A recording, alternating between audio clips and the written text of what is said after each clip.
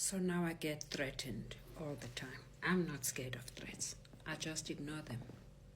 And they're threatening this and that. I just ignore them. I do what I'm supposed to do. We're busy in the field. We're working. So I get a call from Advocate Ngoko, the municipal manager. He says I must come to his office urgently. I go at the municipal offices. He says to me, this is a private meeting between you and I. I'm just very worried that if you don't give these people money, this is now around 18, 19 December. He says, I'm very worried that if you don't give these people the money they want, I'm very worried that they're going to kill you. I say, no problem. I say, Ecclesiastes 7 verse 1 says, so I don't care. If I die, I die. In fact, I would rather die with a clean conscience than live with the guilt of being part of your corruption. So tell them to do their worst. Stand up and I leave. By this time, I've reported this corruption to the police 3 or 4 times, but nothing happens. So when I come back from the municipal office, I phone Jürgen, the German CEO. I phoned Jürgen and I said, Jürgen, you are not in the situation I'm in, and you are insisting that I continue with the project. I don't mind. I understand the amount of people we have dragged into the project. So for that reason, I will also continue. We have so many people on the ground. So I say, I'll continue. I say, but there's one thing you need to give me today if you want me to continue. I want an addendum to my contract. I want you to write that I have reported, here are the case numbers, I have reported to you that there's despicable corruption in South Africa and they're trying to drag me into it. I want you to write that you insisted that I continue. Jürgen writes the addendum immediately, he sends it to me. I say, with this, I can work. Then I remember something that about 2 weeks or 10 days earlier, I had a visit from the Chief Director of Human Settlements head office in Cape Town, Miss Pila Maisela. She had asked to see me. She had thanked me for accepting the session for the contract. She had thanked me for the work I do. She had thanked me for the project. And she told me that the people tell her that I'm on site, I do this and that. She's very grateful. Then she gave me her card. And she said, if you ever have a problem, please feel free to write to me. I look for her card. I write her a mail. I tell her everything that has been happening. The corruption, the demands, the threats. I tell her everything. I copy every council member in Bito. I copy the Minister of Human Settlements in the Western Cape government. I copy the National Minister of Human Settlements. I copy everybody I can think of. With the ministers, the 2 ministers' offices, I copy the clerk, the secretary, the CFO. I copy everybody. I write to 100 people and I tell them what's happening in Bito. And I say, do something. And then when I finish, I jump on my plane, I go to Johannesburg. I go to Pretoria, the head office of the Hawks. I go and report my predicament. I tell them what is happening. I look for a gentleman called Mr. Libya. With all the interactions I've been writing, they referred me to him. I look for him. I tell him all the problems I'm experiencing in Plet. And that I've reported the matter 4 or 5 times and nobody's doing anything. He says, no problem. Go anywhere, Pretoria, Johannesburg, choose any police station.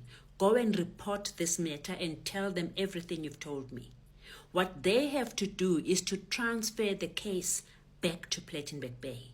But the benefit this time is that the police station that is transferring the case will have a copy. So this will never vanish again.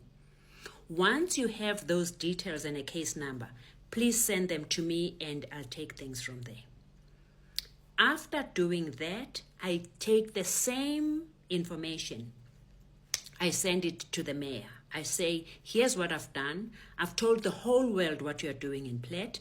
I've now gone to the Hawks in Johannesburg to tell them, because in Plettenberg Bay, the cases vanish. So here's where we are. Sort this out. After talking to the mayor, something amazing happens. Do you remember this article? This article was published on the 20th of August 2020. It is now maybe the 20th of December 2020. So August, September, October, November, December, 4 months. Nobody has said a word about this article. Nobody has read it. Nobody knows anything about it. Do you remember the evil man who said, if you want to hide something from a black man, write it down. Put it in a book. A black man will never see it because black people don't read. Nobody read this article for 4 months.